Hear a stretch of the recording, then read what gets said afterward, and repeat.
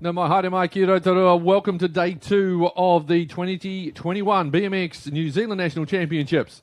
Proudly presented by Permapine, Spark Business Hub, Red Stag Timber and O'Sullivan Clements. These are just some of the highlights from day 1. Big stack, but I tell you what, that young fella got back up and got rolling once again.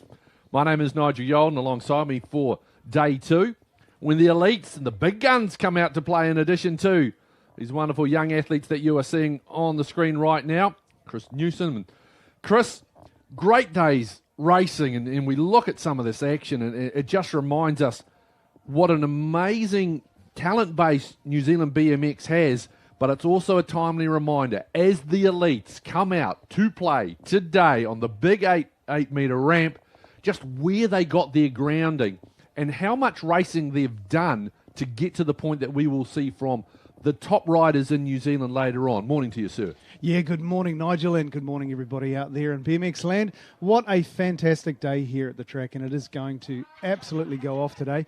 And you're right there, Nigel. Look, this track is going to be running very fast today. Everyone has spent the evening thinking about what happened, what they did right, what they did wrong, and what they want to work on for today. So definitely they will be on board and focused and getting ready to make changes today and make things work. Well, we saw a bit of elbow rubbing there. That was a very rare mistake by a very good BMXer in Greenoff yesterday, just losing the front end.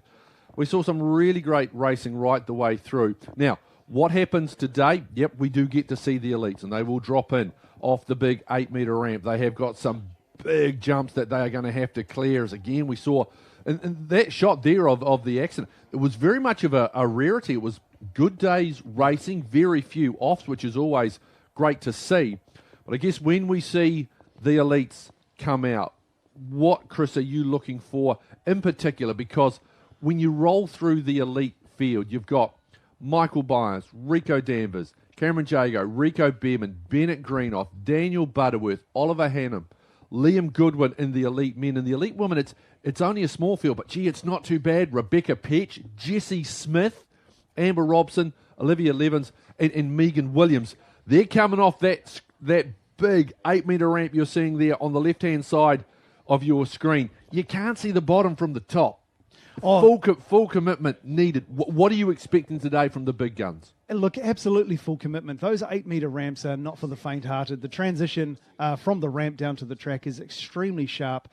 So we are looking at 65 plus kilometres an hour by the bottom of the ramp, and it's not a very long distance. Now, when you look at the riders that we've got in elites, the likes of Michael Byers, who is a seasoned elite rider, he has been around. He's had this pressure before. He knows what's going to happen, and will try and put together a good race. But you've also got the young up-and-comers. You've got the ones who have a lot to prove. They want to impress the selectors. They want to impress their fans and their friends, and they want to impress themselves by going out there all out and trying to do the best they can. So it is going to be a bit of a mixed bag as to who will possibly be on the top step at the end of the day today. We are going to be looking for the young ones like Rico Behrman, like Rico Danvers to really put on quite a good display. But of course, the elder statesman and the elites, even though he's still a young man, Mr. Michael Byers, is going to be looking at taking up that top spot. And there you see some of the young athletes. They'll be waiting their turn. Yep, you're on Sky Sport Next. Quite right. There you go. A few people just having a bit of a chin wag and looking relaxed. Everyone just settling in for what's going to be a great day for the majority of the amateur classes that you saw in action yesterday on the coverage. 2 more motos, depending on the size of the field. If they were in a class where had 8 riders or less, they'll actually have an extra moto. So they will have 3, but any other class with 9 or more riders, they will have 2 motos. And then we start getting into, where needed, quarterfinals, but for the most part, semi-finals and finals. I know there was one class which was still looking at the quarterfinals. They had 33. Did drop a rider, though, is what I heard this morning. One rider unable to return, so it's down to 32. The understanding, though, that I have, Chris, is that we'll still run a quarterfinal with the fact that it is 32, but I know there was other people sort of talking about whether that was going to be the case or not, but as it stands at the moment, that particular class will run quarterfinals, as we see. Absolutely. The West Sprockets getting ready to go for their first of the day. We are in for the first one of the day. So great conditions. How much does a track change throughout the day? I mean, we're looking at our commentary box window. There you go. Take a look at that. Spot the cloud. Good luck. Good luck trying to find one. Beautiful, beautiful day. And the lovely conditions, of course, right here by the Whakarearea Forest.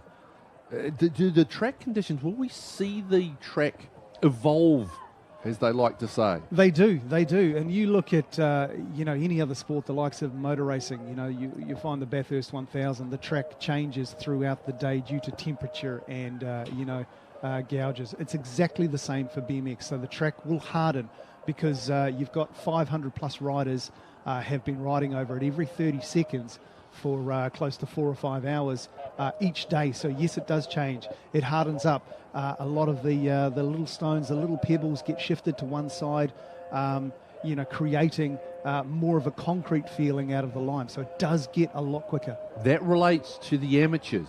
Yes. The elites race a different track. Absolutely. With the exception of the back straight, the finishing straight down to the finishing line. So, again, how much will that evolve, considering that we're only talking about a field of 8 men, field of 5 women, and they're going to be racing 4 motos throughout the day, 5 motos throughout the day. So that probably won't evolve as much then, given that there's just not the volume going over it. Absolutely right. But the difference is that they will start out feeling exactly the same way as the amateur straights did yesterday. So for them, it's not going to be much of a change or any change at all from their practice. Whereas your amateur line and amateur straights, they will notice a visible difference based off yesterday's usage. So there you see our first rack of the day, and it is the Sprockets 5 and under. And it is the first of their 2 motos for the day. And the young man on your screen there, number 556, George Wu, had a great day yesterday, always right to the front of the field, had a great battle with Luke Buckley, who we'll see in the next event. And straight away, George has got himself out in the front. George riding out of the Hamilton BMX Club. So their first ride, he went straight to the front. He had a great wee battle with Luke, and Luke, a very experienced rider. And it's odd to say that because we're talking about riders 5 and under, but Luke already on his 3rd national championship. And so it is George there with the advantage over Nikau Simeon, who's in 2nd spot there, plate number 416. So we look there to the right as he comes around the top. Does George? He's going to rack up yet another win. He's had a very good weekend as he goes past our commentary position. He's tracking in nicely. Was Nikau Martinek in 3rd spot as well. And if you are just joining us, if you weren't here for day one, the one thing that you will see with the amateur riders, it comes at you thick and fast. Pretty much as the one crew is coming down the finishing straight, they will open the gate on the next set. And there you see the other gentleman we were just talking about, Luke Buckley. 3rd national championships for Luke, 285. And chased down there by the 888, which is Blake Singh. But Luke and George really have been the 2 riders at the forefront of the 5 and under sprockets, as they like to call them. And they just roll through. They don't have any rankings over the course. Get them out there, get the feel for competing at the national championships. And then they move on to the next division in the sprocket class. That is the 6 to 7 boys. It'll be followed by the 6 to 7 girls. And then you'll see things just get slightly more serious as we start to look at the 9 to 9-year-old boys. As we just see that group roll on through there. Looks like a few of them, Nigel, might have had a bit of a sleep in this morning. Just taking it a bit easy. I dare say yesterday, being the hot weather that it was, would have drained them considerably, but it won't be too long before their eyes are a bit wider and they're away. Yeah, and we do need to stress this again for those of you maybe just joining the coverage for the first time. And if you are, so glad that you're with us here on Sky Sport Next, the YouTube channel, wherever you're watching around New Zealand, where you're watching around the world. This is for some of these riders. This will be the first time that they're having a crack on a track of this length. The maximum you can have for a UCI standard BMX track is 400 metres. This is 399.9, just within the regulations. It can't be 400 or over. So for a lot of these riders, maybe not familiar with riding a track of this length, they had 4 motos yesterday. It's a lovely rhythm section there being ridden by Isaac Sen, just sneaking up the inside very nicely of Baden Prescott. And that's going to be enough to send Isaac through to claim the honours in this moto. Yeah, it's beautiful work. Great technique by the young fella. And so, yeah, that's going to take it out of him a little bit. Big day, probably wanting a little bit of extra sleep. But you've got to get up early in the morning to come out, get your practice reps in, get Bricky down. You make sure you're well nourished, well hydrated for what's going to be another big day of racing. Absolutely, Nigel. A lot of these riders would have spent a fair amount of time last night reviewing, and thanks to Sky Sports Next, reviewing their own races and seeing what they could do differently, and making sure that they are getting the most out of the track. So on to the second rack of 3. This is in the boys 6 to 7, and that's Matatani Hill, who had a really great day today. I think Matatani, memory serves, undefeated over the course of the opening day. And I have to say memory serves because they don't track who wins and loses these particular classes, the first 3 classes. It really is about getting out there, being involved, being part of the national championships. And of course, when we get to the 9 boys and onwards, then we start looking at some of the rankings and who went well yesterday, who's in position, where they are sitting. And Chris, this is, I guess, those classes in a class or so's time. That's when they would have, in addition to doing a little bit of review, started talking about tactics. What do I want out of my motos that I'm going to be competing in this morning as I look to set myself up for the afternoon action? Absolutely. You really want the young ones to start out on the right foot by taking the right lines, learning what they can and can't do. Body position on the bike is absolutely critical. You're never in the same place on your bike throughout the duration of your race. So you always want to have those correct body positions. You know, your hands are in the right place, your feet are in the right place, making sure they're taking the corners, not too wide. The little ones love to go very, very high on the berm because it's neat. But unfortunately, that's not a great race tactic. So, you try and get them down lower, as you see the first 3 riders doing there. Nice, tight apexes around there. So, really great riding. And that will progress as they get into their older age groups. That's the distinctive red ribbons of Amelia De Terry just getting snuck on the line there. So this is the 6 to 7 girls. And that is Skylar Hansen. And Skylar had a great day yesterday. Victorious in all of her motos that she competed in. She works her way through the rhythm section and see the skills that they're learning. And this is the thing to just remember when you see the elites riding. The elites, some of those, 18, 19 years of age, and you think they've had a decade and a half of riding the sport by the time they get to that point. And it's some of these basic skills that we're seeing now in these particular riders who are, and this is where they got their grounding, as we're into the boys 9. Now after day 1, Rico Ryan, Leon Dumbell, Charlie Withington, Austin Stronach, Angus Morgan, Coulter Joyce, Murphy, Cooper Murphy, and Reef Hendricks. They are your top 8 in the boys 9 with 2 more motos to go. And the man leading out there at the moment is Rico Ryan out of East City. Gets the nice dub to start the day. We switch over straight away now to our second moto, and that's Rocky Branks, the distinctive Southland colours, 133. He's got himself a nice wee jump there, but here comes Mac Linsky trying to go around the outside of him, 5.52. Mac's going to be able to do that as they hit their second turn. As you can see, the differing tracks that will be used, a different track that will be used by the elites today. This is Linsky looking very comfortable as he takes the final turn and heads back towards the finish line. Over. Rocky Branks has got some supporters. We can hear them just coming through our commentary area. Getting really good support. Linsky from Branks, Probin, Briscoe, top 4 in that moto of the boys 9 class. This is the third, and this is Good start by Coulter Joyce, the Mountain Raiders club. Lovely. Good display, good colourings as well. The helmets, the racing attire. This one nicely in hand here is Coulter, trying to be chased down by Reef Hendricks. Reef, as we said, in the top 8, I should say, after the opening day.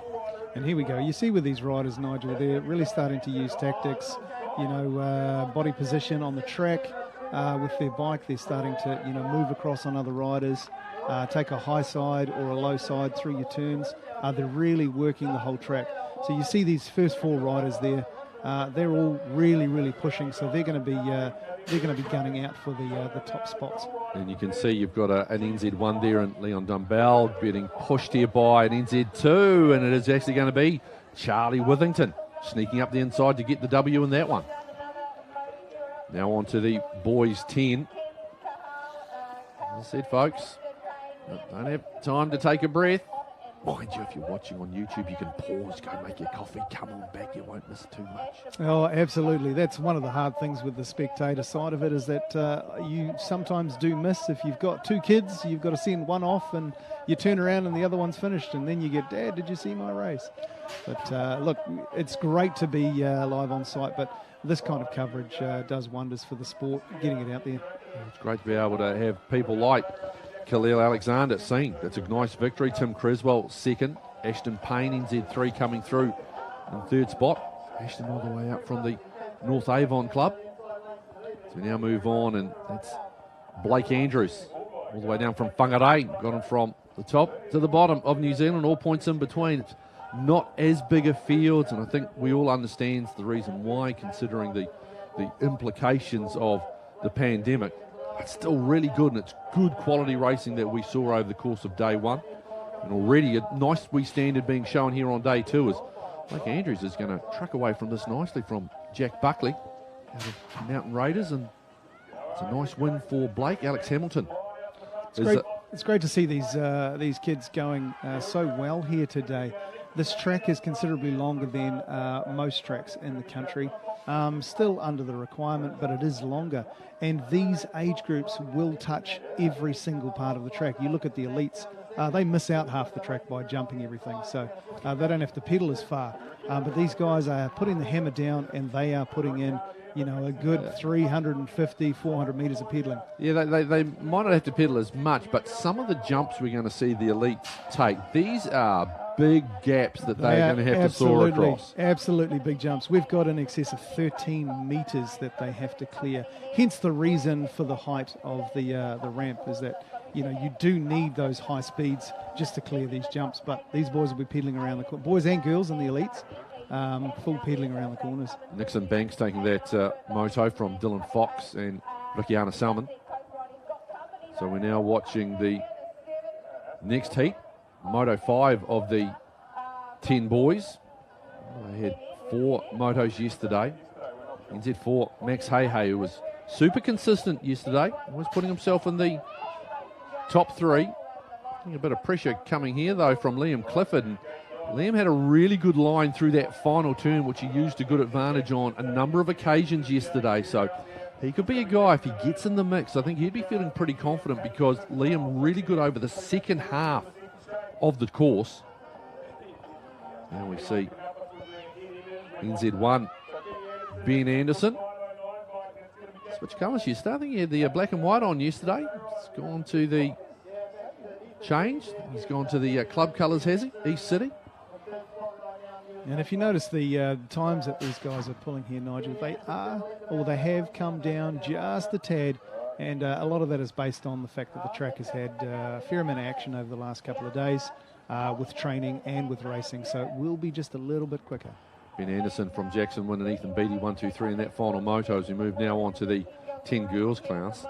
The other reason why the times will be down a little bit as well, I'm sure there would have been some food consumed at rate last night as well. So in terms of the carbohydrates that would have gone into the body, the hydration, they will be absolutely full to the brim. Yeah, it's a little bit cooler at the moment. It's just on 17 degrees. So, we haven't seen the temp yet that we saw yesterday afternoon. So definitely that cooler weather allows you to just be a little bit fresher. Here's Holly Nielsen.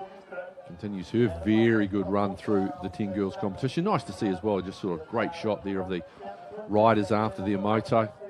Fist bump and high five, great racing. Love to see the camaraderie, sportsmanship being shown.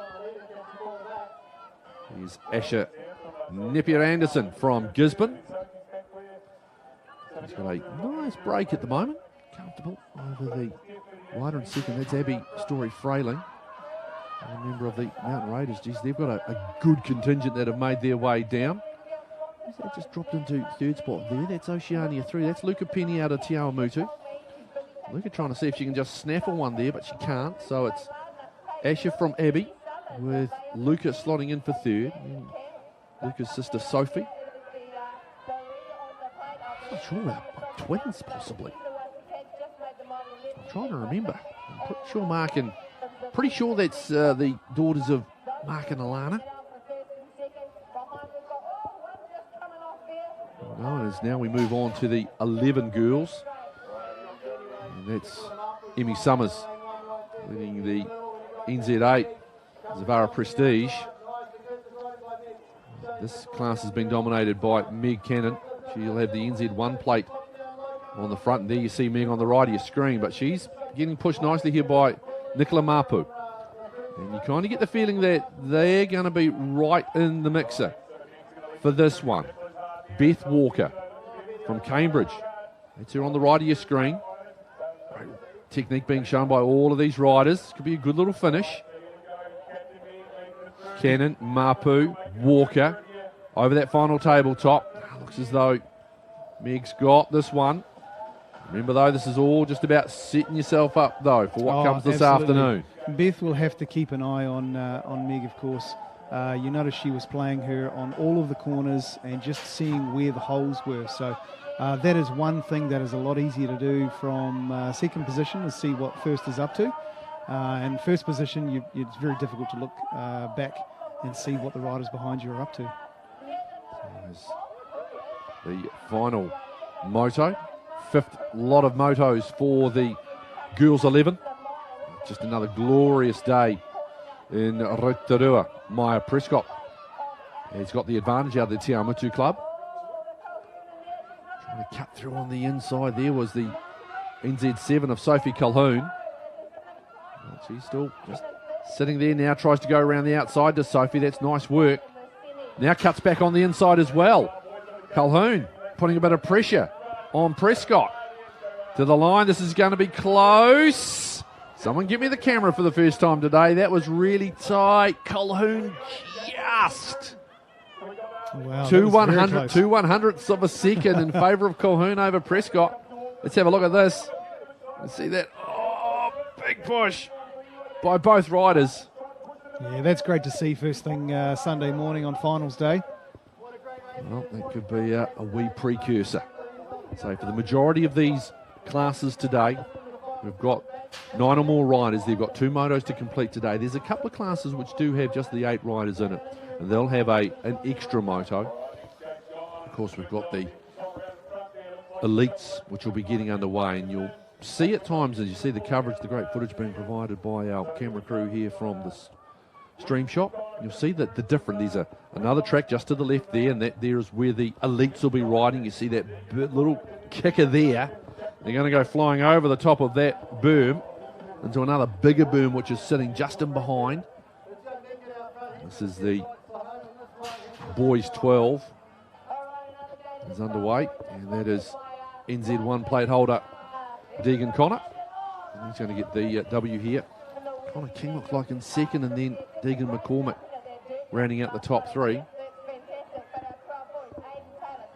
Also interesting to note as well, just seeing what the start times. We get some of the times out of the gates. See who's getting the flyers, who's not. And the man on the front of this particular race is Cole Faringa. Didn't actually get the greatest start, but he's managed to be able to make up good ground and trying to look at the inside. Who was that, having a wee sneaky peek up the inside? Camden Rutherford, but Faringa takes the dub.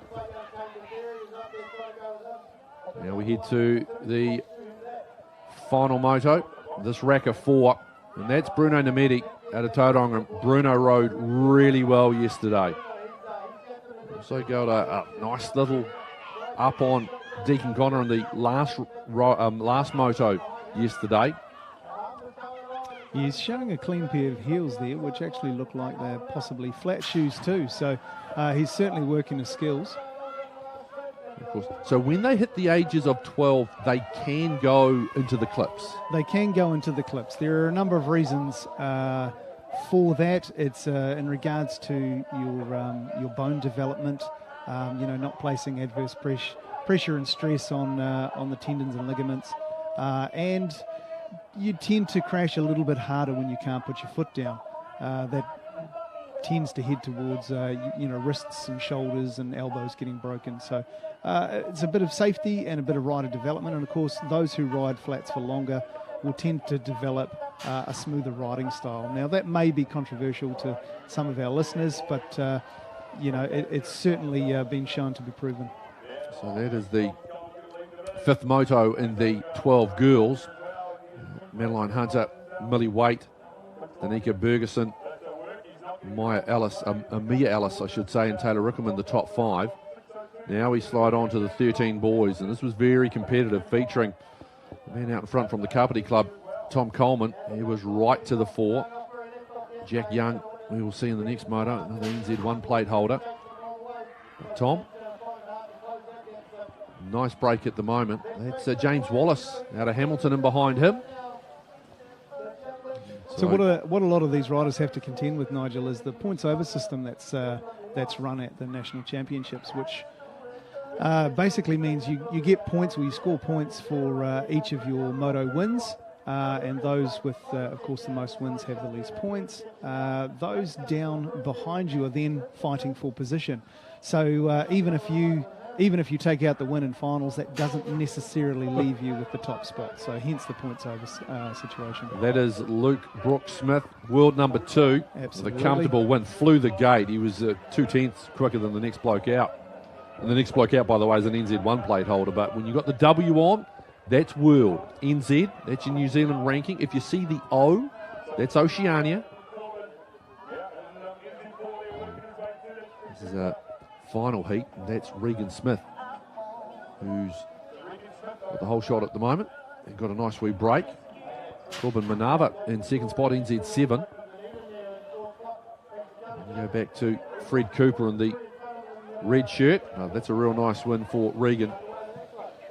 And we're not too sure what Regan's ranking was from last year, because you don't necessarily have to run your ranking if you don't want to. Yeah, that was the other thing. You can get to choose what plate. So if you want to run your world plate, you can. If you want to run your New Zealand plate, you can. If you just want to run your number, you can. Be a little bit stealthy, but under the radar. Everyone's forgotten. You've got new kit. Everyone knows. Everyone knows everyone in this, don't they? We're now on to the 13 girls in action. But argy-bargy down the last corner there, just trying to tussle for positions. Just setting the tone. What's to come? Nikita Clark getting the victory there from Molienia. And then Nadia Gabbiani. We switch now to Peyton Taylor. She was another one that really flew the gate. 1.5 tenths quicker than anyone else. Everyone else sort of taking 2 seconds to reach that first checkpoint. 1.8 for Peyton, and she's made it, just given herself a nice, easy Sunday morning ride just to ease her way into the day. Into the line she goes. That's a nice, comfortable win. A bit of a battle there for second. I think it might have been Ursula Summers who got up, and it is, from Tate Hancock. Now we switch over to the 14 boys. Pace is a little bit quicker. There's plenty of pedaling going on. A little bit more strategic in the corners as the riders get older and more experienced. McCowie wearing the smiley face on his racing attire. I do like that. Now it was Cooper Richardson, Finn Cogan, Nick Cowie, Jack Gebby, Brock Nelson, Hayden Hall, Tyler Waite, and Angus Thompson, your top 8 after day 1. Cowie, Fever, and Ingles, 1, 2, 3 in that opening moto. And now we're watching Angus Thompson lead out our second rack. Oscar Strathman in behind. Again, the key, that start. Oscar got a real nice one. Not the greatest out of the gate, actually, was Angus. But he's made up for it well and truly, and he's going to cruise away very nicely.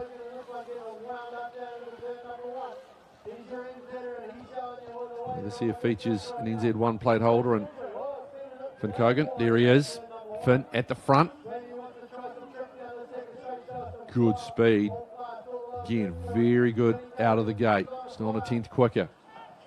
And that's how you can translate. You see a great break that he's got over Logan Clark. And he's doing this really nicely. Whizzes past our commentary position and over with a nice moto win for the NZ1. Logan Clark second, Quinn Pyle third. There is Cooper Richardson, NZ4, leading our next rack through. Hayden Hall and behind him. Hayden got stronger as the day went on yesterday from memory.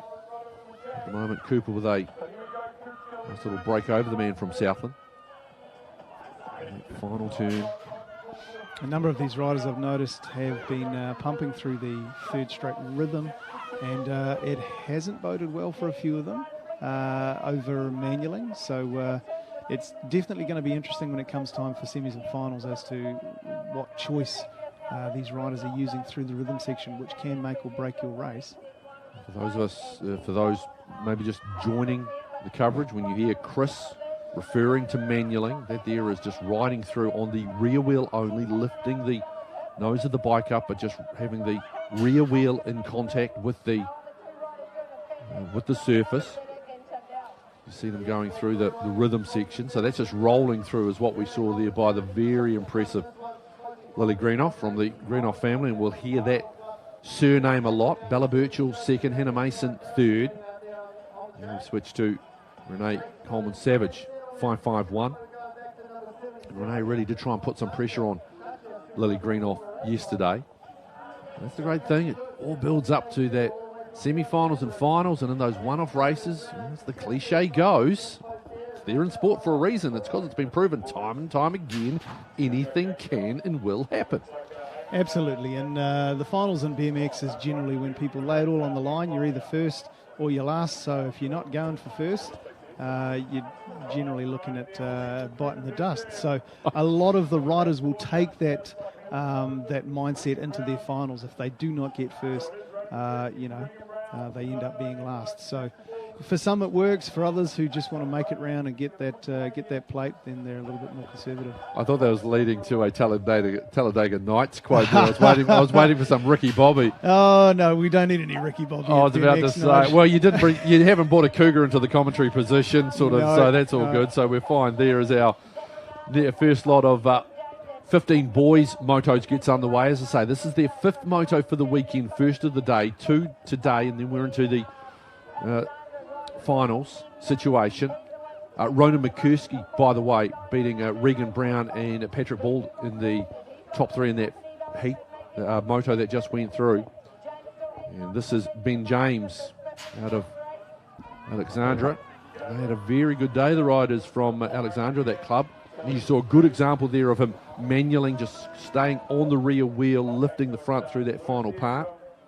And that was quite a quick time too, sub 42nd around the track. So tyre pressures are probably a little bit higher today, and of course the track is firmer as well. So as we watch this third moto, give us an example. What sort of tyre pressures would these athletes be? Would these riders be running? What sort of tyre pressures will the likes of the elites be running later on today? Oh, look, the elites are definitely 100 PSI in their tyres, and some of them upwards of 115 to 120, depending on the tyre that they're running and depending on their rim.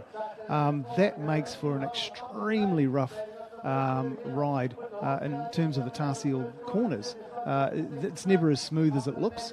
when you've got those kind of pressures. Those tyres are very, very hard, which makes them obviously provide less friction, moving very fast. But again, with these tracks, they're 2 degrees of separation from concrete, which is very, very firm. So yeah, tyre pressures, even for your amateur lines, they'll be down 90 to 95. Some people will tend to run a little bit less in the rear for grip out of the gate. So that we saw was Jada Lily Lees winning another race in the girls 15, and the Rotorua local really has dominated that particular class.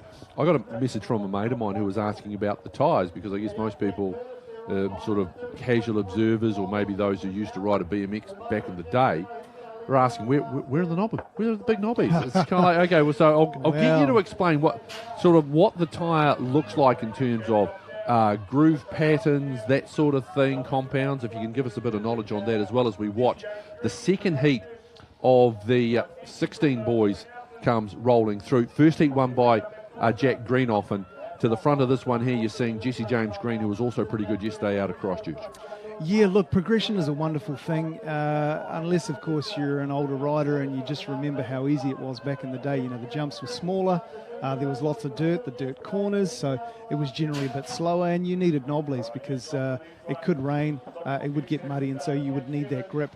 Well, these days, adding in things like tar sealed corners and lime chip on the straights, which is essentially concrete if you sweep the pebbles off, you're looking at requiring a whole lot more grip on the tar seal. Those knobbly tyres are just not going to provide that grip for you. So the likes of, say, Maxxis or Tioga, those tyres are a slick tyre. They will have a groove that is less than a millimetre deep, very slick, high tyre pressures, creating very little friction. We just don't need the knobbly tyres that we used to back in the day. I mean, we don't have water jumps anymore.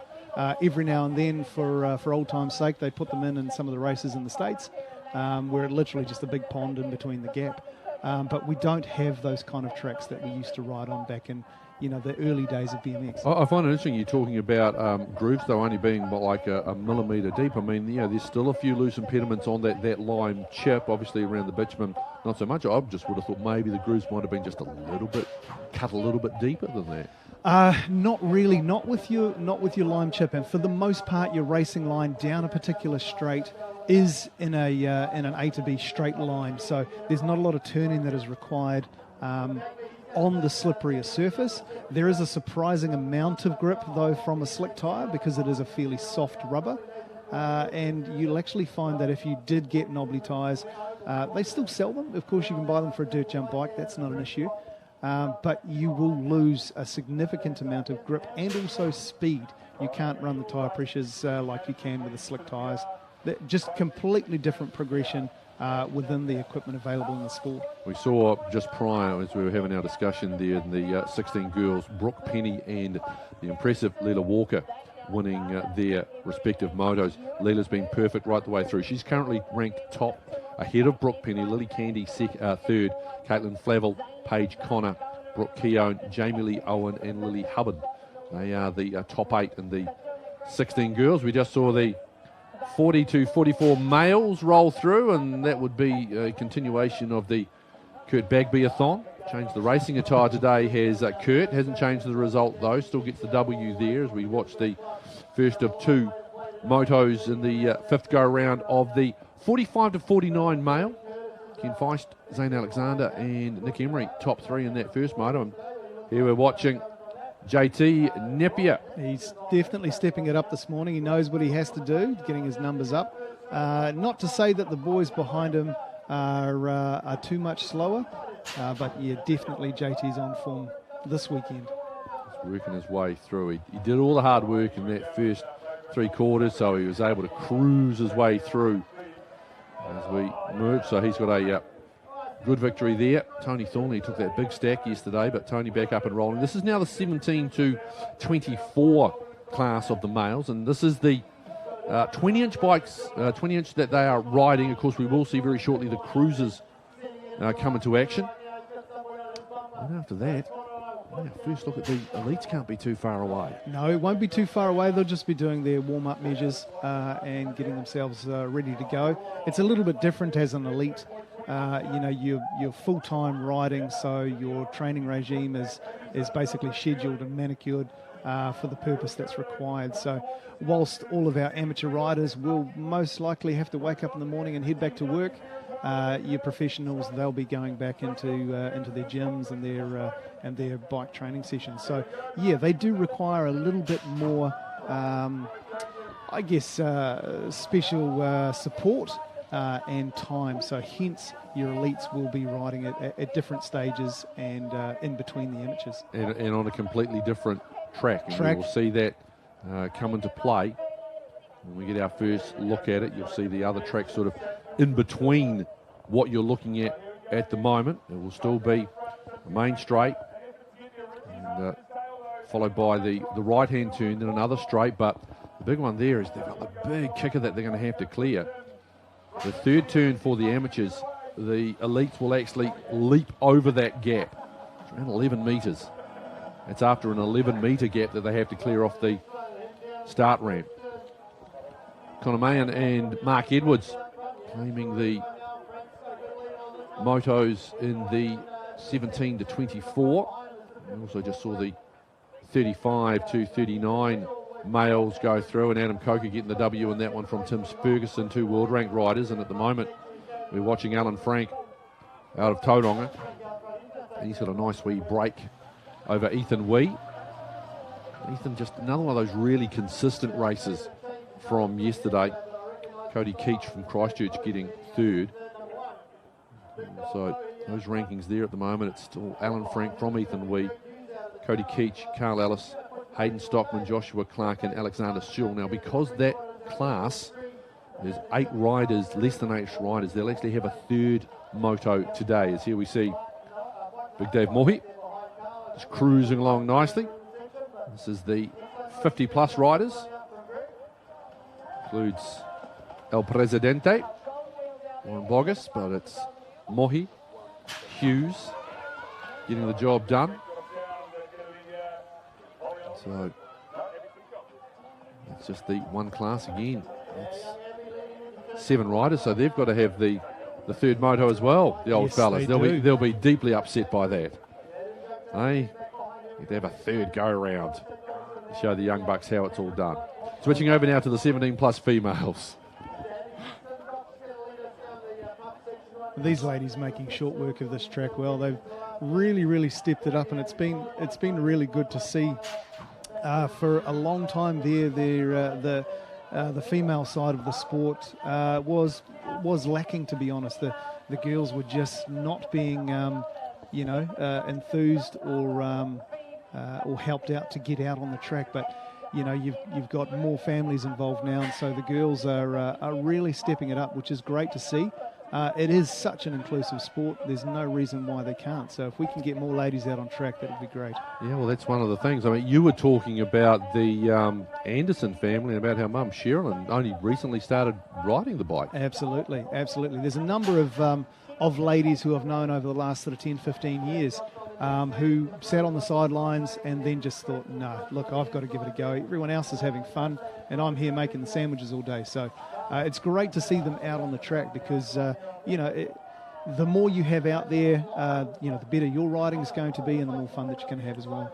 Yeah, it's one of the things we love about sports like this, and you see it translate as well to motocross, and we see it at local kart clubs as well, is that you've got riders, drivers starting from the age of 5 years old, and then you can just keep going right the way through. We were having a chat this morning after we heard the sad news of the passing of the legendary Formula One motor racing commentator Murray Walker, passing at the age of 97, and discussions talking about listening to Daniel, who is doing the directing today, Daniel, talking about being at a speaking engagement with Murray Walker and talking about an Italian driver from the 50s and 60s, I think it was, and just what an absolute talent he was, but he was not a known name. And we started thinking about watching the Ayrton Senna documentary and him talking about how the greatest driver he had, as we see one of our first stacks of the day, was a guy called Terry Fullerton, and just a reminder of the wonderful nature that you can just keep on going. And And that's the very cool thing about this sport too. I've noticed there's a number of ex-elite riders, who have taken their time away and they've built their families up, but their kids are now old enough to ride, and they've come back, and so they've brought their bike and their partner back with them. Essentially we lost one rider, 10 years ago, but we gained 2 or 3 more when they all came back. So again, it's one of those sports where everybody turns up on the day, everybody races, and has an absolute blast, with the exception of a few falls like these young ones have just shown us. That was a pretty rough dive there for those particular races. However, we haven't seen as much. Again, using your experiences, we just saw, by the way, Nelson Uriata out of Rotorua come through for a victory ahead of Tobias Dixon, and those were 2 guys very much to the fore of this 8 boys class that you're currently watching at the moment. Historically, given all of your involvement with BMX, and just so people are aware, Chris Newsom doing the expert analysis for us. He's a former rider, administrator, track manager. There's not a whole bunch in BMX that Chris actually hasn't done. Yeah, do you tend to see a few more incidents on day 2 of a 2-day meeting because things are getting more competitive, margins just that little bit tighter? It's generally twofold. What you'll find on day 2 is you'll have a number of riders who are sort of on the cusp, and so they will start to push a little bit harder, as you see those boys in the replay just having a little coming together down the straight, tussling for their positions. Generally, your riders who have been podium placing for the previous day will just need to maintain. So their output levels will be just enough. So they're saving themselves for the finals. A lot of where the injuries and accidents come in does depend on the track as well. This is a wide track. It's a big track, so of course all of the takeoffs are a bit roller. They roll a little bit smoother at high speeds than, say, some of the smaller tracks, who technically have to have their riders jump higher, so the takeoffs are a bit steeper. So you tend to see more accidents in tracks like that compared to this track. Now, you might have been wondering why that young fellow that was on your screen before, number 423, Robbie Zilworth out of Hawara, there's Robbie. Robbie took a bit of a big lick going down the start chute. However, if he is able to get to the finish line under his own steam without outside interference, he still receives those points from that moto as he comes to the finish. So that's the reason why he gets a nice little round of applause from some of the commissaires by the sound of it, just to the left of our commentary position. That's the reason why sometimes you may see them. They may take a while to get themselves up, but they know if they can get up, get going, get to the finish, they'll still get those points. And so that still gives them a little bit of an opportunity maybe to sort of grab it. And those points could be the difference to sneaking into a better position come time for the finals this afternoon. Yeah, that's right, Nigel. If they, particularly if they've been leading all weekend and they have a crash, they need to get up under their own steam. If a marshal does assist them, then it's an automatic DNF, which is detrimental for somebody who is in the top 3 positions for their points if they're based on a points over system. So we're watching the third of the motos in the boys 8 class. And 725, Joe Matane is the advantage at the moment, and that is Finn Lawrence, another one of the Hawara riders. He's decided to go with his day 2 attire, was wearing the club colours yesterday, gone to the all blue today, has Finn. Tyler Cochran, third in that particular heat, as now we transfer over to the 8 to 9 girls. We're not too far away from seeing the cruisers get in action as well. Maddie Newcomb from Rotorua there, leading them through. Maddie got a really nice start. And Jayla Jenkins, she is in second spot at the moment. Then we go back to Quinn Lindsay. See the release of the next moto. As I say, they time it really nicely. There's always action going on as one race finishes, another one is busting out of the gates. And so Newcomb takes that one from Jenkins, with Lindsay in third spot. And that is Lexi Silva out of New Plymouth, leading our second rack in the 8 to 9 girls through. NZ3, Honor McCabe. Honor was pretty consistent yesterday. NZ2, Chloe Dinsdale in the third spot at the moment as they come round that second turn, heading up towards the Final berm of the day. Swings around.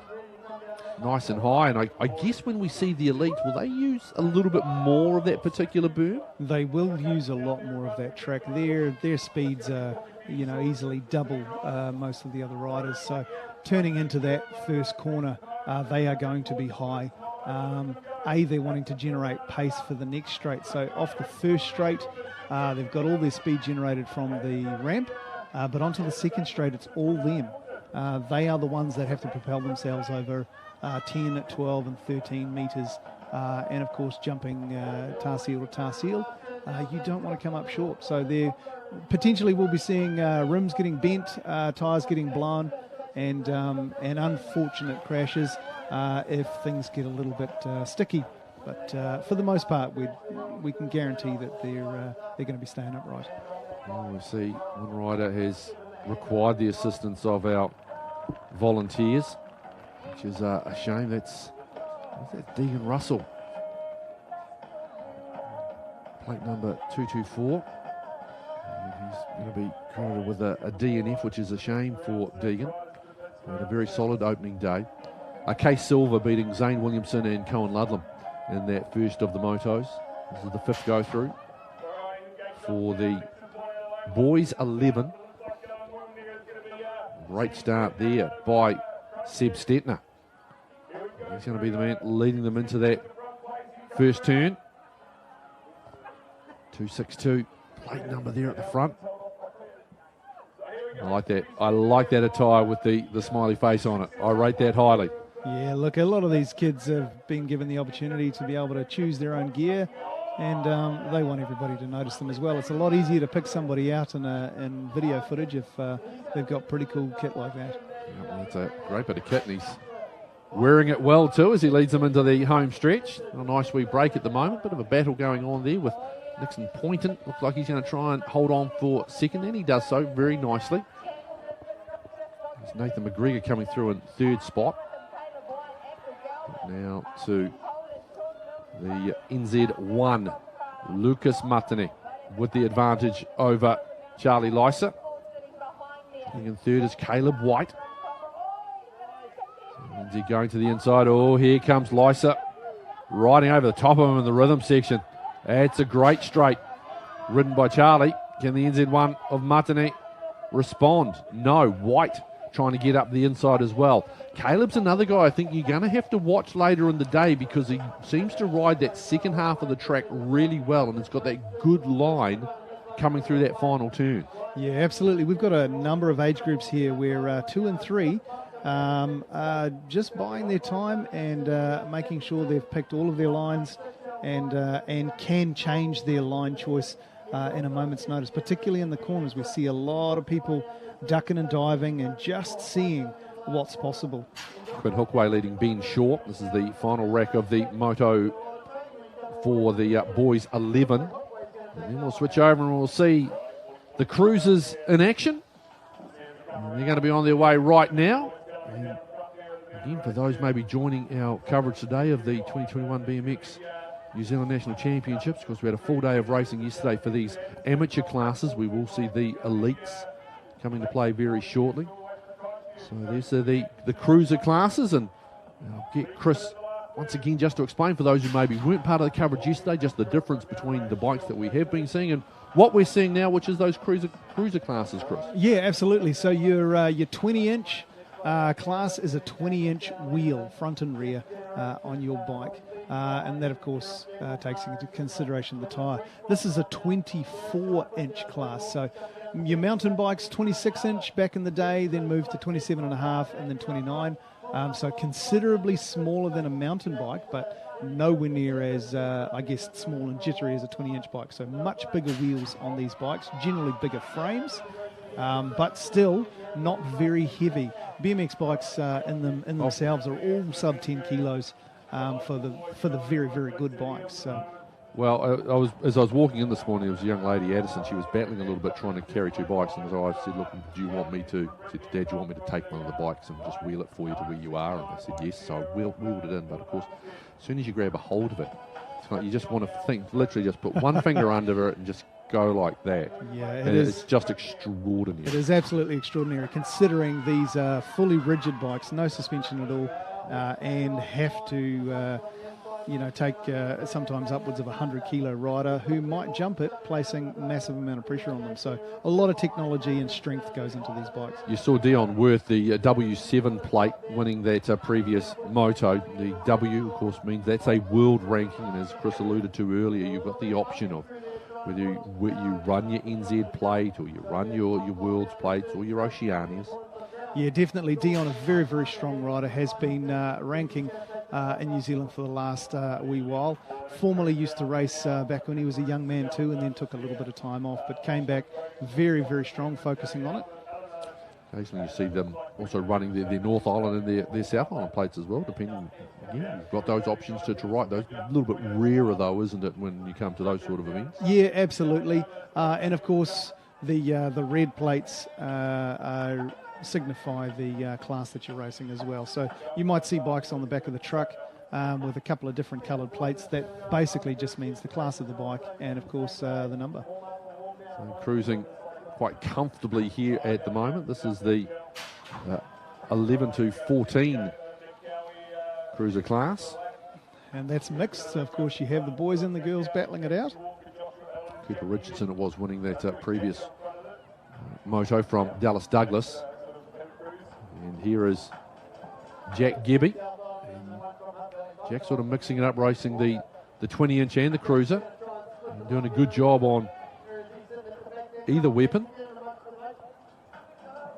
That's Nick Cowie, who's got the smiley face logos on as well.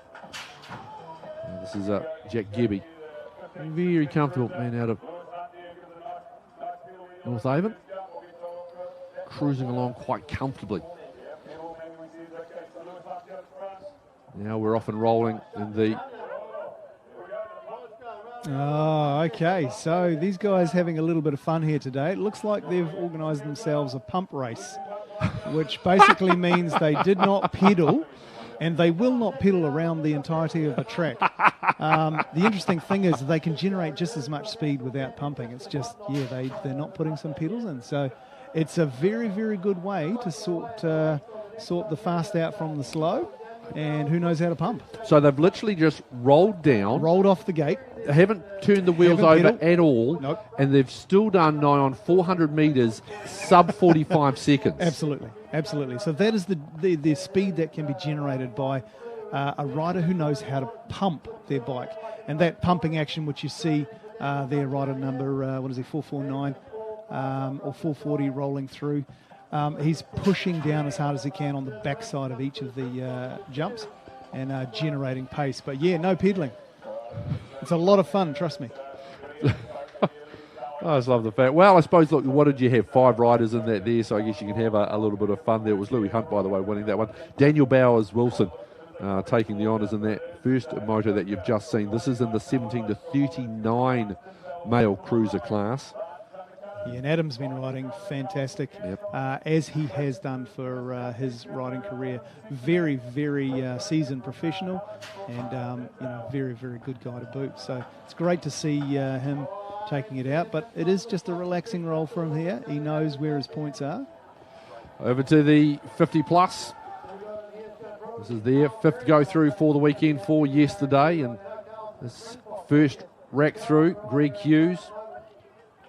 RMC, McLaughlin out there. Oh, Richie will be taking it easy by the looks of it. He's, you see the straight legs every now and then, which means he's not trying too hard. Looks like he's just doing his RMC manual all the way through everything. The guy spends more time on his back wheel than he does on both. So, showing them a clean pair of heels. And that is Richie McLaughlin coming through very sedately, very Sunday morning-esque. Well, these boys from are the 50-plus cruisers. Saving their energy for the final, I think it is. Oh, you reckon? Absolutely. Yeah, you sure on that there? It looks Absolutely. as though to me like Dave's putting it in. Dave Mohi there in the AAA, just ahead of Factory Windsor. Well, those two have had a competitive streak in them for many years together. And there we go. Dave's just letting them roll through. It looks akin more to a bit of a practice ride through that we see in the morning when you see all the riders on the track at the same time. Yeah, look, and that comes back to a lot of riders using maths for their racing. They've strategically worked out where they need to be in each moto to ensure themselves into the final. It's nice having that opportunity. Now we move on to the 17 to 29 cruiser female class. After day one, it was Tony James with the World 5 plate on the front. You see there at the front of this field, ahead of Holly Oldham and Caitlin Georgianis. Well, there's no mucking around with these girls. They are banging bars and they are going all out for these motos, which they have been doing all weekend. Well, they'll have an extra moto to do as well, because just the 6 riders in this particular field. And now we move on to the 35 plus. And this yesterday was the Stephanie Hike show, and there is Steph again getting out in front. NZ3, Sherilyn Anderson, who you heard us talk about earlier on. Sherilyn just recently turning her hand to the riding side of things. Kids can have fun. Hubby can, why the heck can't I? And she's getting into it, and she has just been getting progressively closer. Steph had victories in all of the motos yesterday, but Sherilyn just kept getting progressively closer and closer and closer, and you just wonder whether maybe Sherilyn has learned a thing or two from watching her family in action. Oh, I dare say she's been getting coached from the side, which is fantastic. Again, great to see these families really getting into the sport. We need more of it. We are a small sport, but yeah, definitely get the family involved in this, because it's a whole lot easier racing as a team than it is as an individual. So we now go on our second roll through, second set of motos for the day. This will be the final lot for our Sprockets under 5, and there is the veteran, Luke Buckley. Third national championships if you're just joining us. These are 5 and under, and this is his third national championship. Basically came whistling out of the womb on a tricycle. Okay, this guy just pedals, loves it. Apparently he's not too shabby on a skateboard either, I'm hearing too. Once you've got that balance going with your BMX, you can pretty much jump on anything and whip it around a track. Yeah, well, he's got this one comfortably in hand. He's working that bike and using all of his skills. He's got plenty of pumping and plenty of pedaling. Next heat, we'll see 554 George Wu. He was very impressive, although it looked to me like Nikau Simeon got a really great start. And Nikau he's got a cracking start here. Well, we did have a rider down, though. I've just noticed on top of the first step up. You get a lovely round of applause you can hear in the background. That's because that wee one has picked himself up, dusted himself off. It's not that rider there. That's Cameron Inwood. He's been fine from New Plymouth, but there was a young one who took a bit of a dive. But great crowd there on the grandstand side. Lovely little stands there for the supporters to watch. Nice round of applause as that young one picked themselves up. Oh, here's another rider down, Cameron. That's after the finish line, After the finish line, no, which is good. Here is George Wu. Yeah, he's managed to catch up on Nikau, and George, out of the Hamilton clubs, had himself a really good weekend. Again, all you're seeing is some of the technique that's being shown. Nice by George. A little push on the line as well, even though he didn't need it. That's the one. And the little one that went down over the first step up is riding the smallest BMX that you can purchase on the market. So it's only an 18-inch wheel, and they call that a micro mini. So I'm definitely thinking we're probably talking 4 years old for that particular rider, just coming over the finish line. That was might have been Bo Goff possibly. But this is the great thing. It's one of the things that we do like about this particular sport, about sport in general. In a lot of cases, sometimes you do get knocked down and you have to get yourself up, and you learn that pretty quickly in a sport like BMX. It teaches some pretty good values. So if you are watching, and it's so glad you are with us, if you are watching via Sky Sport Next, the new YouTube channel, if you're thinking this could be something, maybe I've got a young one that might want to get involved. Maybe you're someone who used to be part of the sport and think, I'd really like to get back involved again. Oh, absolutely. Get online, look for your local BMX club. There's a bucket load of them floating all around. So by all means, if you're thinking, this could be the thing, we want people to be out there and active. It's just so good for your physical and mental well-being to do these sort of things. So if this looks like a little bit of you, get online, search out your local BMX club, and I'll guarantee they'll be pretty stoked to hear from you. Oh, they certainly will. Every club has a coach, a track manager, and of course a fantastic committee that gets behind all its new riders. So, you'll be advised as to where you can buy your bike from, where you can get the gear from, and of course how to ride and how to stay safe while riding as well. And that goes for all age groups who want to start out. And kids grow a lot of confidence when they are competing in a sport like BMX.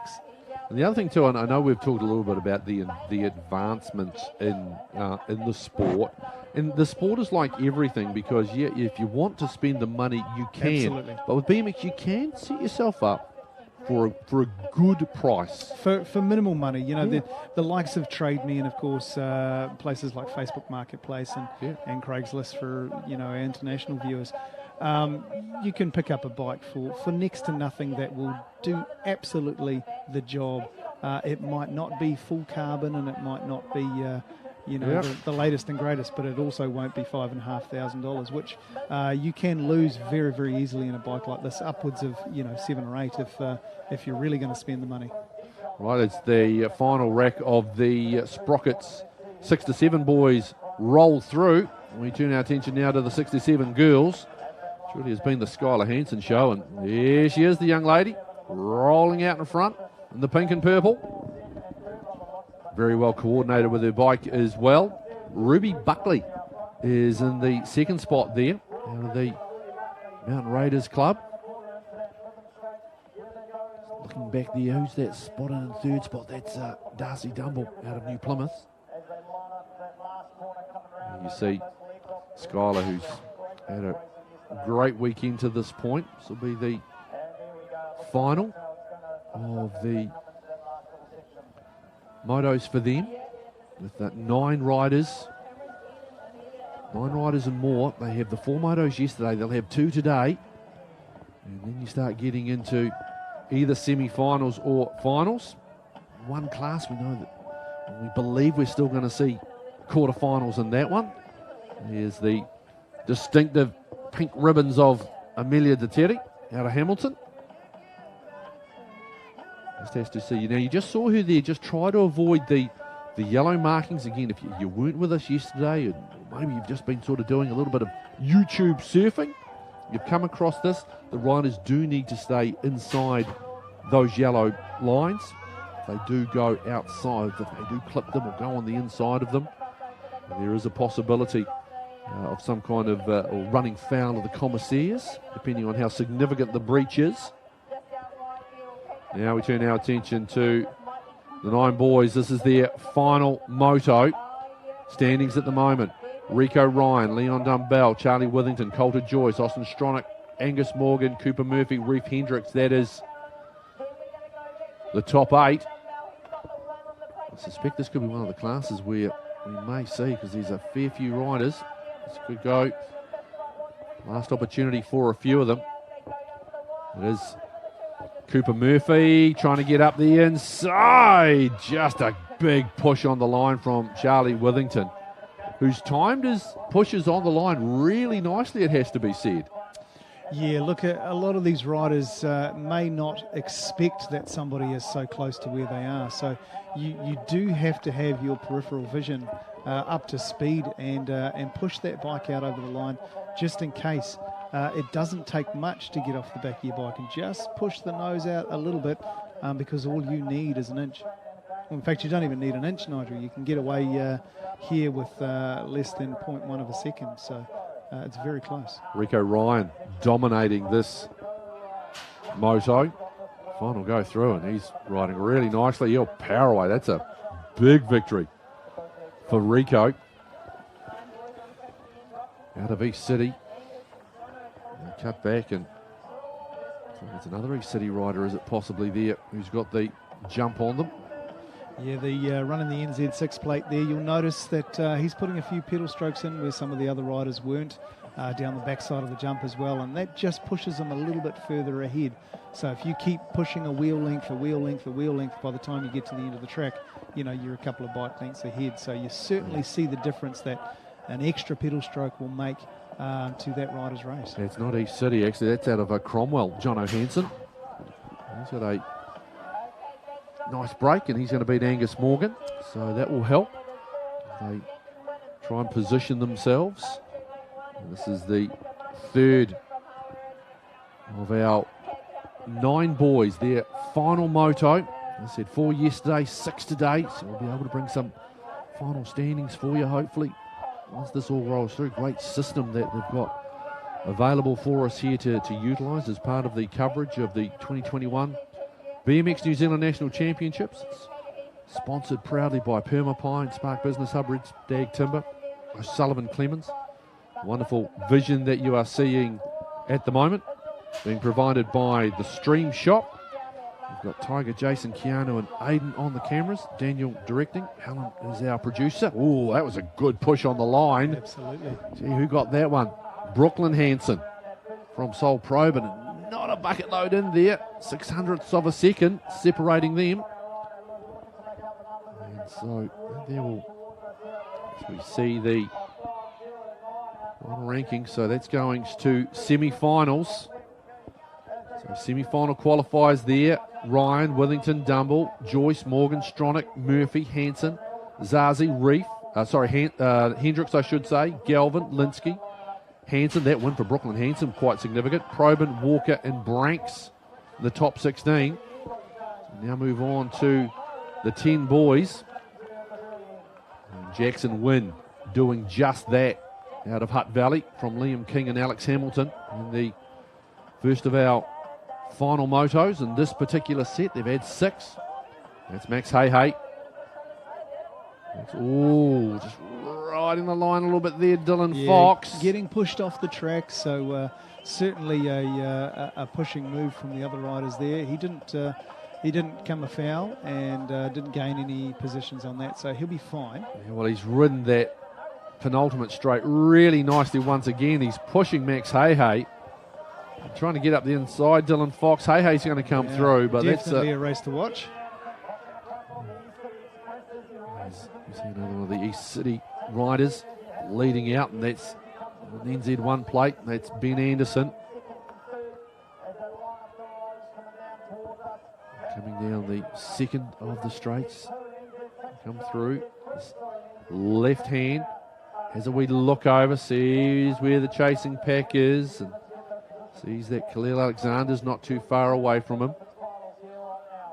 Anderson. Alexander trying to cut back hard, gets on the pedals, puts a couple of big digs in. But Anderson's got this one nicely in control. And Ben takes the advantage from Khalil. Now the 4th of our 5 racks in this particular class, the 10 boys.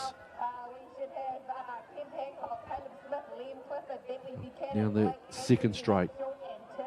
You see the other course just to the right of your screen there. That's where the elites will be doing their thing. Not too far away from getting a look at them.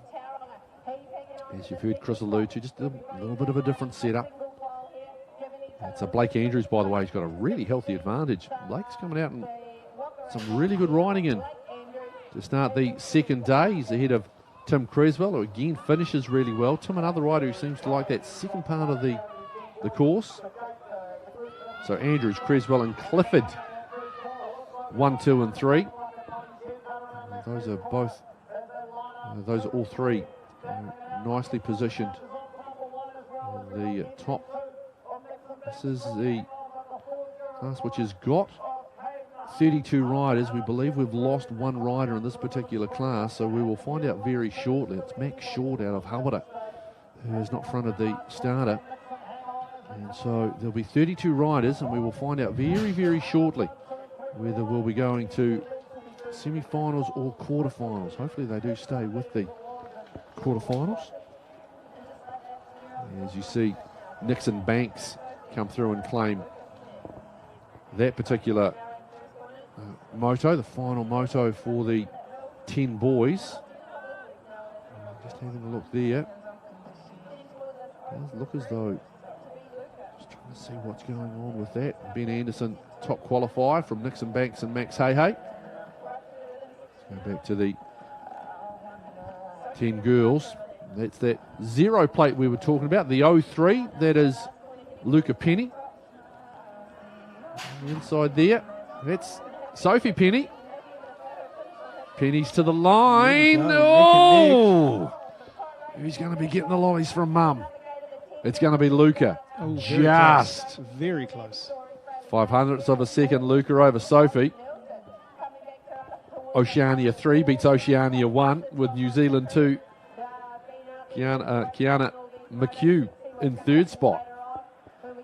This is the young lady that they've really been chasing most of the weekend to this point. Holly Nielsen's been very impressive out of the Waitakere Club. Good technique, very good off the starts. Generally one of the quickest starters. Only by about a 10th as well, so that's giving her a really good edge. And just allows her just to cruise through. And she'll take the W in this one.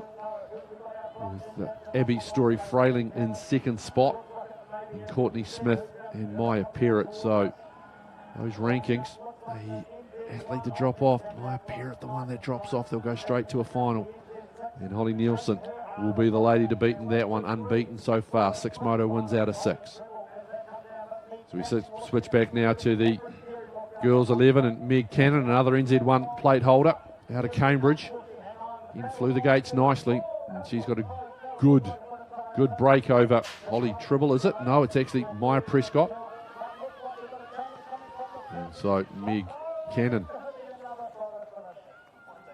a comfortable win, running just over 48 seconds. So it's a good time for Meg. In the front there you see NZ5 and NZ3. The 3 is Emmy Summers, Molly Buckley the 5. Got another couple of ranked riders in this one, and Sophie Calhoun, who's NZ7, and Ada Begg, she is NZ8. Nice work by Emmy Summers. Again, out of the Mountain Raiders. Trying to get though, just making one last little look there, Molly Buckley, but both are quite well set inside the qualifying for that particular race. Here's our last look. It's the girls 11 before they hit the finals, and that's Nicola Mapu, NZ2, and Beth Walker out of Cambridge, NZ4. Here is Addison Rutherford. That was the young lady who I gave the hand to this morning. Very polite. Happy with the assistance. Dad was quite chuffed as well because he was trying to wrangle a couple of bikes himself. Wrangling this bike really nicely is Nicola Mapu from Walker, and Rutherford with a little surge, but Beth Walker's going to get there. And so now we're on to the boys 12. Let's have a quick look at the final rankings there. Mapu, Summers, Buckley, Walker, Cannon is also obviously in there at the top. As things all roll through onto the 10 boys. See, Jack Jorgensen at the moment. Moves as they come back down. This is quite competitive, and this is really tightly compact, and that's the reason why you're seeing a bit of effort. Kobe Russell, NZ7. Another rider really good through that third straight. Now they go 3 wide. Jorgensen, Russell. Jorgensen to the line from Russell, despite the big push from Kobe. Now we go back to our next moto. So final look for these athletes before they hit the finals, and that's Bryson Joyce leading them through, and behind him the 888 of Cole Faringa. Mr. Consistency, really Cole. He's always just been there or thereabouts. Top 3, top 4. Another one who rides that rhythm section really nicely. Joyce, the advantage. Faringa again, trying to use that good technique, but Bryson's just going to hold on. Now we move to this next heat, which is well stacked. Man who's been very hard to touch, the 3-2-1, Bruno Nemedi. Challenge there, Deacon Connor, NZ1 plate holder. Bruno looking at the options, tries to swing back. Deacon leads them through the rhythm section. You see the difference riding it. A bit of manualing there by Bruno. Now can he try and cut on the inside? Deacon with a big dig on the pedal. He's going to exact a bit of revenge. Bruno with a good finish. Deacon Connor gets Bruno Nemedi. Definitely an interesting finals for those riders. Now our final rack in the boys 12. Looks like Connor King. He sits back hard at times on that rear wheel. Oh, cutting up the inside. Oh, that's a beaut move. Daniel Mason out of Tauranga. Just snipping him back. King's still there though. Go wide, try and cut on the inside. They put some big digs on the pedal. Up and over, and this year you'll see people, you talk about Chris saying these guys know exactly where they sit, where these riders sit in terms. They know what they need to do to try and put themselves into the finals this afternoon. All of these riders, they know where they're going to be because it's a small field. They need an extra moto in, just the 8. Back to that boys 12 and just see if we've got a final rankings for you. So semi-final qualifiers: Connor, Nemedi, King, Joyce, Mason, Jorgensen, Russell, Banks, Faringa, McCormick, Rutherford, Kogan, Taylor, DeTheory, Franklin, and Harkness. So straight semi-finals there. Here are the 12 girls. And that was a for Madeline Hunter. And so on to the 13 boys, and Luke Brooksmith, world number 2, showing you the style.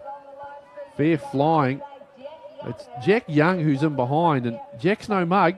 He's got an NZ1 on his plate. But gee, Luke Brooksmith, dead set flying at the moment.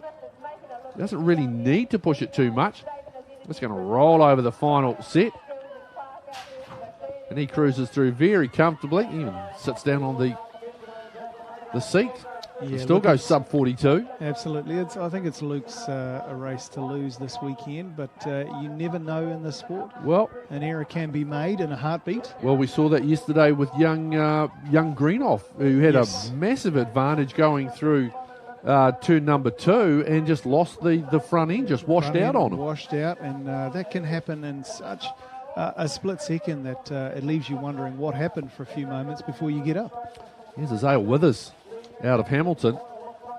We'll make sure he gets a moto win under his belt, being chased there by Ryan Hurley.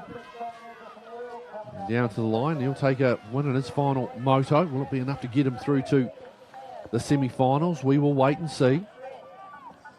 Tom Coleman, I think, would be reasonably comfortable, well established in that top echelon in this particular class, the 13 boys. Tom riding out of the Kapiti Club, leads them through. Lovely bike control as you see him, and manual through just on that rear wheel, holding the front wheel up. A little bit of air there to finish. He's in a good spot. A couple of big digs. That'll see him through quite nicely. Bit of a dig coming in here from Corbin Manava, actually. I think Fred Cooper might have just jumped him there. No, it was Regan Smith, actually, that jumped him to go up. So as we look for the rankings there, and so semi-finals, it's going to be Brooksmith, Coleman, Young, Smith, Wallace, Cooper, Dinsdale, Withers, Manava, Timoana, Kale Fye, Richardson, Butler, Gambrel, Wards, and Jacob Shaw getting the last spot. Go back to the 13 girls. There'll be a couple that'll get dropped off after the conclusion of this one. 10 riders. So, at the moment, you're watching Nikita Clark out of Waitakere. And it's that lady on your screen right there, Peyton Taylor. She has been very impressive. She hasn't had it all her own way, but to tell you what, she's always been right in the mixer, right at the top of the standings at the moment. Molly Elliott just giving her a wee reminder. Goes to the outside, looks to swing in. I suppose now do they start When do they start thinking about gate selections and that sort of thing, Chris? Or was that something that they would have even discussed last night during the debrief as they started looking ahead? Yeah, look, for those who are running in your top 3 positions, top 5 positions, in fact, will still have the opportunity to think about that come finals time. Your 6, 7 and 8s, they will have a little bit of a decision to make, but that's based on the 3 lanes that are left. So your top 3 riders will be thinking, do I go to the outside and get a good gate and pull across in front of everybody, or do I go inside and essentially get the whole shot, because it is a little bit closer to that inside a right-hand turn in the first one. So definitely everyone has that in the back of their mind, but can only visualise it right up until they see what the other riders have chosen. I can tell you that out of the 13 girls, it's Annika Lysa and Claire Elmers that drops off. The remainder have gone through to the final. That's Taylor Enia Clark, Gabbiani Summers, Hancock Burke and Gardner. We're now watching the 14 boys in action. Jack Gebby winning that moto you just saw. And right now we're watching Finn Cogan, NZ1 plate holder. And he's got the break at the moment over Nick Cowie. And so Finn with a good victory out of East City from Nick Brock Nelson. Moving on from your lane choices as well, Nigel, because of the track getting utilised in specific areas, or what we call the race line, that changes the makeup of each of the jumps. So, for example, lane 1 and 2 will not see as much action as the likes of 3 and 4 in terms of the jumps, based on how the track is utilised throughout the week and leading up to it as well. So that means that the edge will be taken off the takeoff of the jumps, so it'll be a little bit lower, a little bit softer, hence a little bit faster. So all of that comes into play for each of these riders as they move around through the motos and through the weekend. The track is it's almost alive. It's moving, it's living, because it does change so frequently. So that was Tyler Waite winning the 3rd of our 4 motos. This is the 6th time that these riders have been around the track over the course of the last day and a bit. This will be their final look before they head into finals action, and that will be semi-finals. Tyler Waite from Hayden Hall and Angus Thompson in that last one, and leading them through very comfortably here is Cooper Richardson out of North Harbour. Nice and cruising, get a little bit of air, but of fun if he wants to. He takes that one from Taylor Warrender and Oscar Stratford. We now move over to the 14 girls, and that lady on your screen there, Lily Greenoff, has been super dominant in this particular class. By the way, just confirming as well the 16 boys semi-finalists, Chris, just very quickly. Cogan, Richardson, Cowie, Gebby, Hall, Thompson, Nielsen, Waite, Ingalls, Clark, Warriner, Pyle, Fever, Carr, Stratford and Webb. So that is your top 16. They go through to the semi-finals as Lily Greenoff just cruises. And very reminiscent of the mountain biking family from the UK, the Athertons. Brother and sisters, brothers and sister racing. The Greenoff family certainly making it a family affair. The brothers and the sister really, really showing how dominant they can be as a family and as individual riders. There's Renee Coleman-Savage. She's going really nicely as well over the course of the weekend. Hannah Mason from Tauranga and behind her. And both of those girls have been riding for a very, very long time. They know what's expected of of themselves and what they can expect when they do get to nationals. Yeah, there's going to be one disappointed rider because 9 in the class, someone's going to get dropped at the conclusion of this particular race. And we'll bring that information to you very shortly. The scoring system they utilise at BMX very, very fast in terms of processing everything. And we can tell you that it's Cassian Lewis, the unfortunate rider that gets dropped out of the 14 girls, everyone else advancing to the final. We're now on to the 15 boys. 3 racks, final go around here.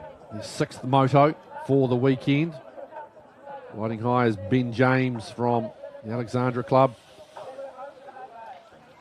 Jason Krofsky, I should say, in there. He comes through, as does Matthew Haygard of Waitakere. You get a look at that starting gate, dropping in up over that wee tabletop, flying through. It's a big, long straight before they hit that first turn. Having a chat to a few of the riders last night after racing, Nigel, and gearing has definitely been something to think of at this track because it is such long stretches without any jumps or rhythm sections in it. So gearing choice has been very, very difficult, and that can change from the size of the wheel that they're running, the tyres, and of course the front and rear chainring anchor sets. There we go. That was a big lick there. That was a big stack, and hopefully that rider is okay. Looked like just overcooked it on that last one, trying to gain a position. Yeah, that was Nathan Hatting. He's feeling that one as he wanders past our commentary position, just has a wee look, just loses a little bit of control, and that's a big stack. Yeah, he that's just a decent stack. Caught up on elbows, banging bars, and inevitably someone will go down, but they both did.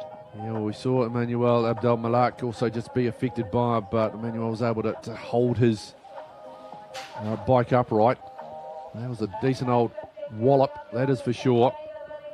You do learn how to fall in this sport pretty quickly. You don't have a choice, do no, you? you don't have a choice. But after a couple of attempts at hitting the ground, you tend to learn how to fall nicely. Here is Jada Lily-Lees, who's just been super dominant.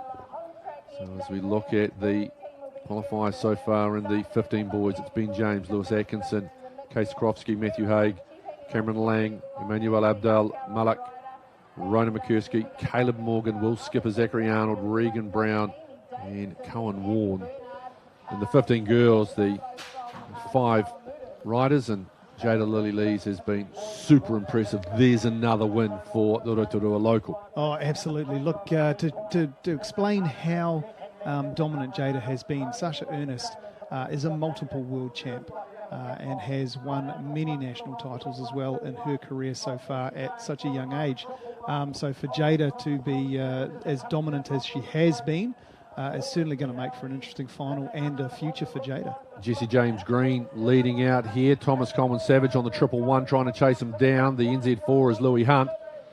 These two to the line, both comfortable with where they were at, so neither really pushing hard to the line. They know they're well ensconced and should be quite comfortable. Well, there's Jack Greenoff. 16 boys that don't really know how to go slow or take it easy. They hammer down the entire way around the track, as you can see there.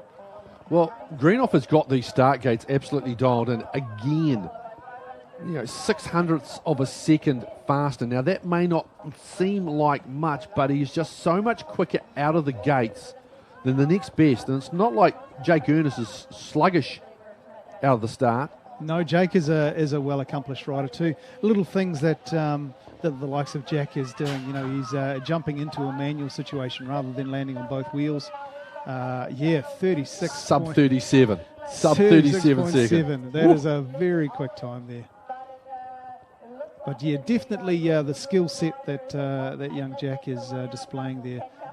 He is practicing all of those tips and tricks. Well, 15 riders, so they go straight to a final. So the qualifiers in the 16 boys, it's Greenoff, Coleman Savage, Ernest, Nelson, Hunt, Bernard, and Curtis. Jack Greenoff, of course, just having a rare mistake, and I say rare by his standards. Just losing the front end yesterday. We're talking about that washout coming into the second turn, the left-hander. That was Caitlin Flavel from Jamie Lee Owen, Lily Hubbard. That is Leela Walker, world number 8, flying. She's got some quality in behind her, and Brooke Penny and Brooke Keown. It's an Oceania 2 and a New Zealand 3-plate holder, Lily Candy, Paige Connor, but Leela Walker, just dominant. Again, flew the gate, maybe a 10th better than anybody else, and she's doing it easy. So let's put a little bit of air in there just for a bit of fun. And so that's going to see, again, 2 riders drop out, 10 in the class. And the 2 riders that are going to drop are Savannah Hinson, Sienna Ingalls. So Walker, Penny, Flavel, Candy, Connor, Keown, Owen and Hubbard through to the final of the girls 16. So we're now on to the 40 to 44 males, otherwise known as the Kurt Bagby benefit, although he's sort of cruising along here, Derek. Georgium just lurking in behind in the iridescent colours today, but Kurt's just having himself some fun, just rolling along. Of course, all these riders will go through to the final. Yeah, he absolutely knows he's going through to the final, and he knows he's got it in the bag, so he's just conserving a bit of energy, I dare say, for the relaxing drive home this evening. So 40 to 45 male, and it's getting a bit wiggly. Yeah, well, 3 of them are going to get dropped off here, so we'll see what happens. That's JT Napier just making sure he gets himself well and truly out front, and JT flying. Yeah, that is an actual game plan at this age of racing, is to stay away from everybody else, because they sometimes are a little bit wobbly. So the further ahead you can get, the safer you're going to be. Yeah, Ken Feist out of the Hutt Valley Club running in second in the NZ2 plate. But, JT's done this real comfortable. As you say, he has gapped the field, and he'll be easily into that particular final. Here's the second rack through, and that's Tony Thornley, who, if you were with our coverage yesterday, we saw Tony take a wee bit of a tumble, but the old BMXer just picked himself up, dusted himself off, and was back up, racing through. This is the final rack of this division. Yep, old Rob Higgins seems to be doing quite well at the moment. He's been riding for a number of years. He took a bit of a break there, but yeah, it looks like there's a bit of bar banging going on. Yeah, well, Thornley just snuck up the inside there in a nice move. There we go, as they say, 45 to 49. And Tony's going to get the dub here. As I say, there's going to be a couple of races that are going to miss out when it comes all said and done. It's as though it's Darren Sue, Brett McCursky and Mosse Savese who have missed out of the final for that particular division. Here is the 17 to 24. Still riding the 20-inch and cruising along really nicely.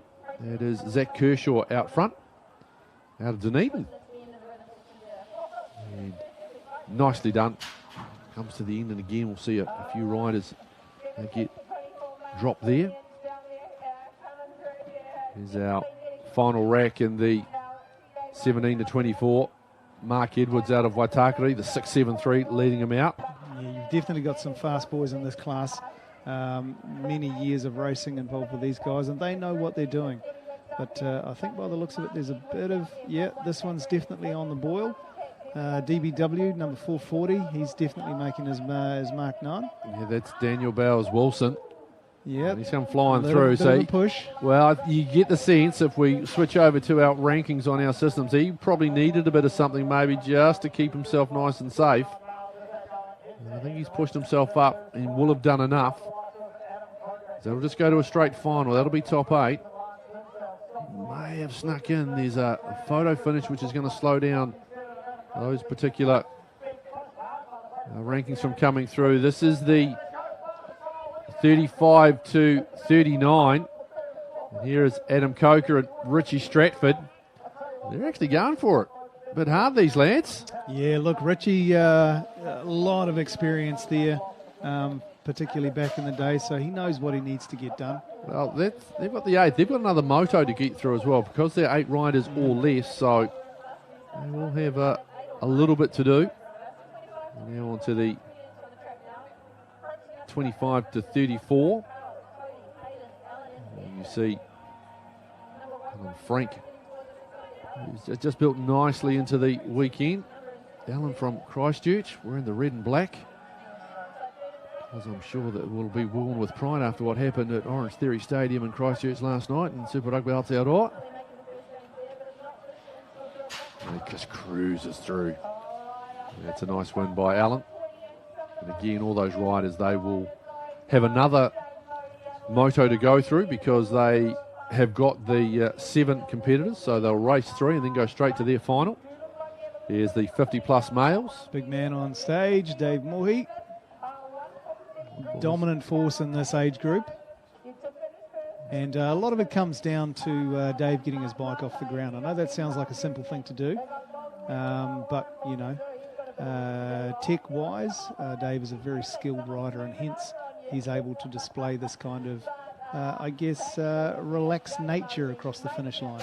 Greg Hughes, as we now coming through in the second spot from Carl Berriman, as we now go to the 17-plus females. Trying to get through there. That Abby Simcock, who's been very good out of the gates on 262. Yes, it is. Right in behind her, though, that's Holly Oldham, is another one who's been very consistent. And you drop back to Emma Pugh. Compain in the mix as well, number 77.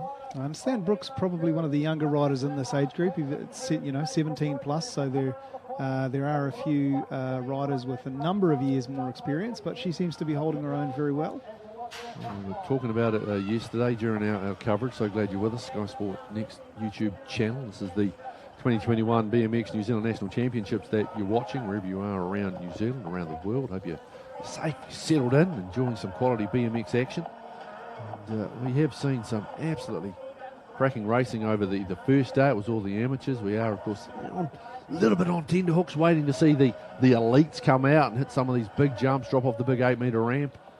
But we've seen some real quality racing right throughout, and we just get the feeling that it's going to build to something pretty special in a couple of these finals, because, geez, some of the classes have been so tight. So it was a Simcock from Oldham, Pugh, Compain in that previous moto. It was Caitlin Georgianis out of Hamilton from Selena Pfister, and Taylor Arnold, who's got a photo finish with Taylor Shea Donaldson. And this is our final run through, and it features world number 4 Tony James out of Waitakere. Pushed a little bit by Zoe Hartwell, but Tony just seems to have had good control right throughout the course of their 6 motos. This is their 6 motos, but the previous 5 motos to this point. I'm interested to see a few of the riders having changed the old outfits as well. I mean, there are a few of them who like to do the old Tiger Sunday red shirt sort of thing, do they? Or yeah, look, for some riders, they might not have access to a washing machine at the place that they're staying at, or they just, quite frankly, forgot and left it in the car, which is often the case for the younger ones. So, a lot of riders will have a fresh kit for the day to look spick and span. But also, those who have crashed, unfortunately, nobody wants to turn up with a ripped jersey. Particularly they're being filmed now. So, you always want to look like you brought your A game. So definitely outfit changes are part of the game. Look good, feel good, race good. Absolutely, yeah. All the gear, and for me, no idea. So now we see the next set coming through. This is our boys 8. This is their final moto. And that's Jay Martinet getting the victory over Rocco Beattie and Maximus Munro, rounding out the top 3 in that one. And now we switch over to the second rack. Yeah, great little battle for these riders here. It's really, really awesome to see their tight turns, keeping it low, getting plenty of power down the backside of each of the jumps, pushing, getting back on the pedals as quick as they can after doing their turn. You don't want to pedal around a corner, of course. You clip that inside pedal, and then you're probably going to hit the ground. But these young ones, really working these turns. Dylan's 1 and 2 at the moment. It's Dylan Toya out of Hamilton from Dylan Smith out of Hawara. Now trying to push through on the inside. It looked to me like it was Brock O'Neill out of Hamilton. There was a bit of a grandstand finish coming up there for those miners. It was Dylan Toya from Brock O'Neill, Tobias Dickinson, and Dylan Smith, your top 4. On to our next rack of riders. This is the final go through for the 8 boys. And the man at the front at the moment is Sebastian Bassett out of North Harbour. Again, this has been another very tight class, so there'll be a bit of pressure on here. And again, these young fellas, even though only 8 years of age, they will know what they need to do in their final moto to try and get themselves into the semi-finals of their class. Sneaky little look back there just to make sure he's got enough space. Yeah, bucket loads of space, Sebastian. He's done that really nicely. Great camera angle there. Coming up, just highlights as well. How beautiful a day it is. in Rotorua. Absolutely beautiful. We've just peaked up a little bit. We're at 20 degrees now, so that's certainly going to affect the riders. We're looking at for around sort of that 1, 2 o'clock when the heat on the track will be up there as well. Well, we're talking 23, which is not bad for this time of year here in Rotorua. So you're looking at your track in your gear. You'll be up around the 26, 27 degree mark. Certainly a lot of our riders who head over to Australia once we're allowed to, racing previously have experienced 35 to 40. So it is a little bit easier here, but it certainly is going to get warmer for these guys. Tyler Cochrane leading them through from Bryden Beg, excuse me. And so here's the final heat, which is on track right now. This is the boys 8 division. It's the 6th and final round of motos. And there you see Finn Lawrence, 551 out of Hawara. He is a rider who's gone with the attire change. He's got Nixon Murphy from Christchurch. As they come down, as I say, these riders trying to make sure that they put themselves into the position to a good spot in the semi-finals. Well, as I say, there are classes, and this is one of the bigger classes. Might be quarter-finals. Trying to think whether that's the case. Nice work by Finn coming through. And there's a wow! Oh, who was that? I don't know who got that one. There's a little bit of a tangle. Oh, it's a tough bite there for those two riders. Yeah, just got caught up again. Those handlebars tend to get in the way, particularly if you're under your opponent's elbow. There you see. You'll get caught. It's my man Monty Gardner. Still rate that shirt. That's quality. Now they can let the 8 to 9 girls go. Been interesting there, I think. Just waiting for everything to be set. There was a photo finish in that final moto of the 8 boys, so that's going to just put a bit of a tie-ho on getting the rankings through. As I say, 33 riders in that one, so it'll be interesting to see whether that goes to quarterfinals. It might just be one that misses out. We will wait and we will see. As they try and disseminate the photo between, I think it's Jaden Masterson was one of them, and Ryder Taylor the other. Here we see the girls 8 to 9 and Maddie Newcomb from Rotorua. He's just chilling very nicely to the line. Gets the job done. And there won't be any issues there. Jayla Jenkins coming in second from Chloe Dinsdale. This is our final rack of riders in this class, the 8 to 9s. This is the 6th go through. And that is Quinn Lindsay, who's got the advantage at the moment over Honor McCabe. Honor with the distinctive Southland colours there. The maroon and gold that they wear with such pride down there in the deep south. 7:30, by the way, that is Nessie Rennie out of Hamilton. And you work back to Lexi Silver from New Plymouth. And again, these riders, even though 8 to 9, they'll be aware, they'll have a look. They've got a results board, which is actually just pinned to the building behind where we are commentating from. So they'll be very much aware of what the requirement is for them and where they can finish and what they need to do to make sure that they will pop into that final. I'll tell you, the two riders that have missed out of that field of 10, it's Charlotte Zillwood of Hawara and Grace Lander of Lardner, I should say, of Waitakere. We're now on to the 11 boys. We've got four motos here. Here's the NZ1. That is Lucas Matane going through 262. Seb Stetner put a little bit of an extra dig in there to get to the line ahead of Caleb White. There's our second rack in the 11 boys. Great start by Ben Shaw.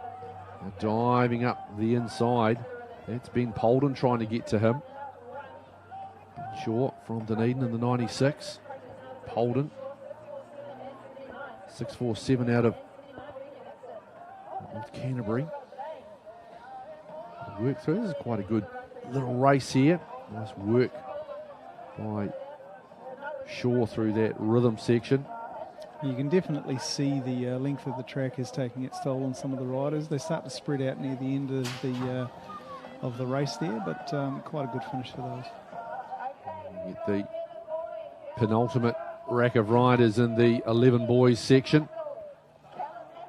Down into that turn on the inside. It might be Deegan Russell, is it? 224, yes it is. Back to Callum Mathewson. Now New Plymouth, 864. He's dropped into the second spot. The 71 you see there is Axel Galvin. As they look to try and slide their way through. This is a competitive class, semi-final, so top 16 will get you into the mixer for that. Deegan Russell looking quite comfortable at the moment. Got a really good start. Only one of the riders under 2 seconds. And they cruise through. There was a big dig right at the end there. That might have been by Axel Galvin. And so now, into that first turn, inside line. Going really well there is Case Silver. The 444 is Charlie Lysa. Just look at the style that Silver is showing as he leads them down into the rhythm section. Great technique being shown, rolling through, getting a bit of air off the final. And swings through, throws them there. That's old school. It's road motorcycle there. Coming through, oh, big push, Lysa on the line. Oh, who got that? Lysa just 0.02 of a second. This angle here is going to show you just how close it is. Just on a slight angle to the line. Lysa inside. Oi! That was close. So close. The top 16 sorted in that class as well as we watch another Bagby-a-thon. Lysa, Martinez, Silver, Williamson, White, Poynton, Shaw, McGregor, Russell, Stettner, Hookway, Mills, Thornton, Ludlam, Bergen, Polden. The 16 that qualify out of the boys 11. It's the second of the 40 to 44 cruiser male division. Bagby winning the first moto. This is the last run through in this particular class. Is that Rob Beattie at the front? Yes, it is. Down to be City. A bit tighter. There'll be a couple of riders here that'll get dropped for what will be just a straight final. Rob Beattie's quite comfortable in that particular position. I'm seeing Matt Harvey push. He'll get through for second spot. Too major there. So we switch over to the 45-49 cruiser. And Nathan Cornelius, Grant Rennie, Gavin Coleman and Zian Tane, the riders that will drop out in that 42-44 cruiser. Now the 45 to 49 male. The front there, it's the NZ5. It is Zane. We've got 2 NZ5s in this one. Again, a couple of the riders have changed their attire. Down to the line there. Zane Alexander from Dazza Perrott, Stephen Gallagher and Aaron Hotter. Second rack in the W7, World 7, Dion Neworth, who's been very impressive over the course of the opening day and a bit. Here at Rotorua BMX Club, this wonderful facility. Opened just here over a year, $1.8 million worth of track and just world class. UCI standard. It's absolutely brilliant as we see Worth just canter his way through to the finish line, no problems there. There will be one rider that's going to get dropped though at the end of this particular rack. It'll be interesting to see who that rider is. And it's Shane White that's going to miss out from the New Plymouth Club. To the 11 to 14 cruiser. Cooper Richardson, front North Harbour. Good challenge here from Jack Gebby. Jack mixing up riding the 20-inch and the 24, riding the cruiser as well. Riding them with equal aplomb.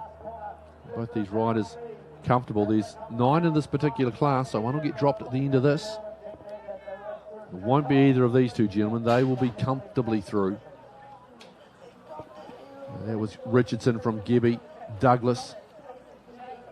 Sorry, Allen actually coming through. Joshua Allen out of Kapiti coming through from Dallas Douglas, then Braden King. It was a nice start, and just deciding I'm just going to go for a bit of a tear here as Casey Walker. Casey maybe having a little bit of work to do, just wanting to make sure that they're not the rider that gets dropped. If we look over the shoulder, we're now sort of having a bit more fun with it. That's Nick Cowie from Southland in behind. You go back to Thomas Webb. Jade Elmer's in there. Just saw him in the background coming through.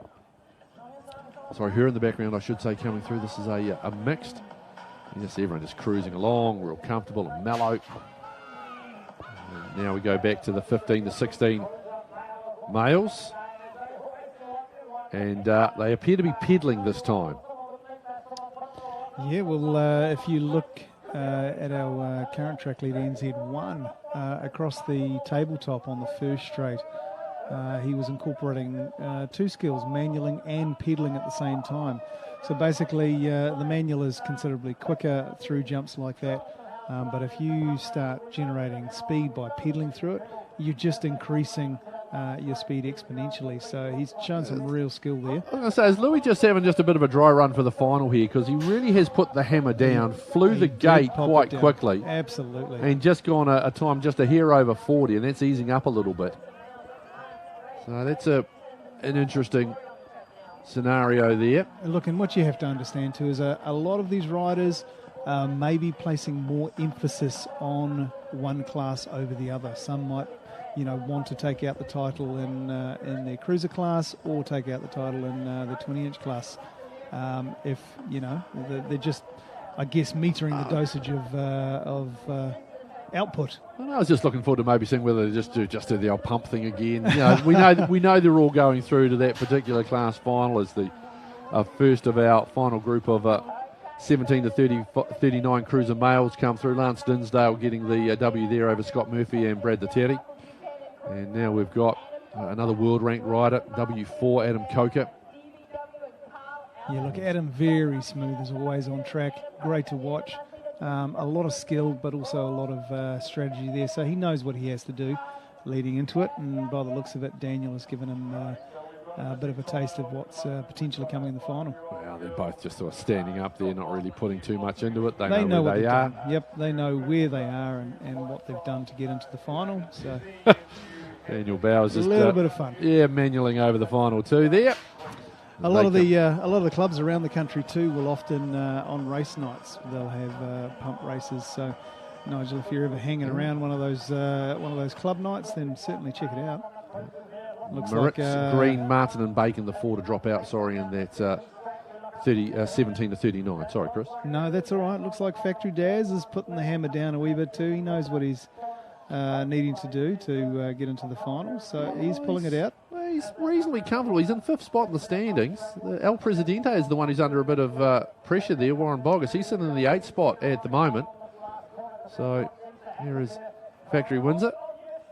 He's going to be fine. There'll be a couple of riders that will get dropped out of this one here. It's a field of 11.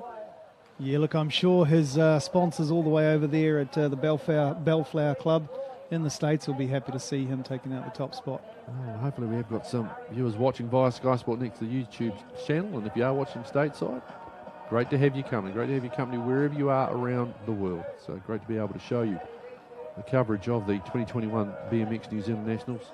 Elites not too far away from making an appearance. We're seeing the final few classes in the amateur divisions. And this one here at the moment, just a very sedate run through. You've got Greg Hughes, Richie McLaughlin, Dave Moore here. That was just a bit of a canter. You could have literally put the baskets on the front for the bread and the milk, and they would have been fine. Yeah. See if we get a... Always very exciting for the older riders at finals time because they leave nothing in the tank, and always really, really exciting to see those guys banging bars. Inevitably, someone will introduce themselves to the dirt, but you got to hang around and catch up with those. Clifford Wilson, Roy Leaning, Rocky Elmer's the ones who have not advanced out of that group of 11 to the final. This is our 17 to 29s. All of these riders will be going through. Unsurprisingly, Tony James, top qualifier in that one, the world number 5. Now here's our final run through for the 35 plus female cruisers. It's been the Steph Hoek show. NZ3 out the front. But Sherilyn Anderson just always seems to be shadowing. Oh, goodness, that's a big lick, and it was Sherilyn that was just in behind Steph, and that's a big, big contact. You saw her come down very much on the side of the ribs there. And so she has stayed down as well. Medical staff, St John's there very quickly. So too the supporters, the track staff very quickly there. The commissaires coming over to help. Just see them down. You see the St John ambulance attendees there. They may have called for the stretch. Sherilyn has not sat up yet. That was a big hard shot right to the side of the ribs. So let's have a wee look at the replay of that when it pops up. Here it is. So coming through, just lost control, and oh, that's solid and right on the top of that undulation there. So he stayed down. You don't like seeing this, but the stretcher is coming out. But one thing we know, they're getting great medical attention. St John Ambulance, a wonderful organisation. So still to come. We get to see the elites. It's the rounds of quarterfinals. And more with the elites later on this afternoon. That's what's coming up here on Sky Sport Next, the YouTube channel. Lovely day for it. So just while they sort out, we'll give you an update on Sherilyn Anderson's condition when we come back. We are just going to take a short break here on Sky Sport Next, the YouTube channel. When we are back at the 2021 BMX New Zealand National Championships, the elites, the big guns, come out to play. We'll be back shortly.